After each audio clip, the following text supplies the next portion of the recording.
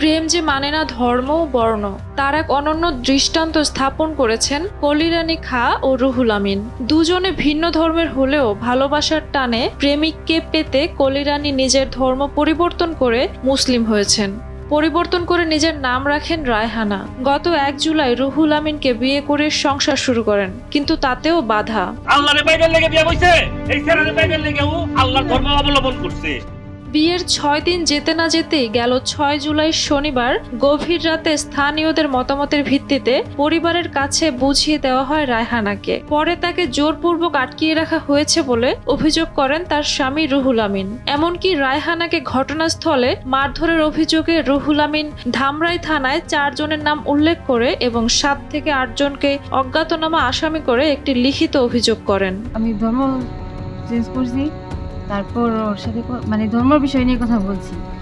ইসলাম ধর্ম আমার ভালো লাগে, তারপর ও বিয়ের জন্য রাজি হয়েছে। আমরা 1 তারিখ থেকে সংসার করতেছি, কিন্তু গতকাল 6 তারিখ রাতে তার পরিবার এবং দেবাশিস এবং তার নেতাকর্মী আয়শা, তার দলবল আয়শা জোরপূর্বকভাবে আমার স্ত্রীকে নিয়ে গেছে। পুলিশও কিছু করে নাই এবং তারাও পরিবারের কাছে থানায় না নিয়ে পরিবারের কাছে দিয়ে দিছে, সুপর্দ করছে, কিন্তু ও যাইতে রাজি ছিল না। অনেক জোরাজোরি করে মারধর করে জোর করে নিয়ে গেছে। তবে রায়হানার মা মিনুরানী খাঁ জোরপূর্বক আটকে রাখার কথা অস্বীকার করেন। বিয়ের পর জোরপূর্বক বেআইনিভাবে আটকে রাখতে পারেন কিনা জানতে চাইলে এটা তাদের পরিবারের সিদ্ধান্ত বলে জানান তিনি। হঠাৎ করে গতকালকে আমাকে কল করলো যে মসজিদে আসো। আমি গেলাম, যে দেখি দেবাশিস এবং তার কিছু লোকজন, তারপরে মহল্লার কিছু লোকজন ছিল। তো পর্যক্রমে তারা মেয়েটা যাবে না, মেয়েটাকে জোরপূর্বকভাবে চেষ্টা করতেছে নিয়ে যাওয়ার জন্য, এবং এক প্রকার মেয়ের গায়ে হাতও তোলা হয়েছে। না, এটাই না, এটা আমি বুঝবো না পরে, ওটা ভাইয়া এটা হিসেবে না, বুঝবো পরে বুঝবো না, মুরব্বীরা বুঝছেন, যারা আনছে তারাই বুঝবো না। নিখোঁজের অভিযোগের ভিত্তিতে পরিবারের কাছে বুঝিয়ে দেয়া আইনসম্মত হলেও প্রাপ্তবয়স্ক একটা মেয়েকে তাদের কাছে জোরপূর্বক আটকে রাখা অপরাধ বলে মনে করছেন আইনজীবীরা।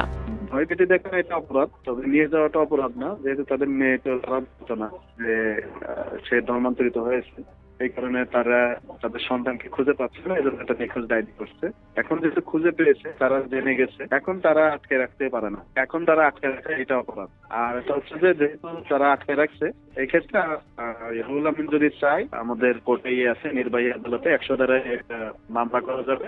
এটা হচ্ছে যে কাউকে যদি অবৈধভাবে আটক রাখা হয়, তাকে উদ্ধারের জন্য মামলা করার বিধান আছে। তবে পুলিশ বলছে স্থানীয় রাজনৈতিক নেতাদের মাধ্যমে মেয়েটিকে তার পরিবারের কাছে বুঝিয়ে দেয়া হয়েছে। এটা আপনারা সিদ্ধান্ত নেন কেমনি কি করবেন, এখানে আমাদের কিছু করার নেই। পরে ওই এলাকার লোকজন 5টা জন গেল বুদ্ধি করে তাহলে আপাতত যেহেতু মেয়ের পাইতেছে না, খুঁজে পাইতেছে না, ওই যে ডাক্তার যে আছে তানগিরে বাপ আর জামাতের আমি তাহলে মেয়েটা ওই মেয়ের মার সাথে চলে যায়, পরেটা পরে বোঝা।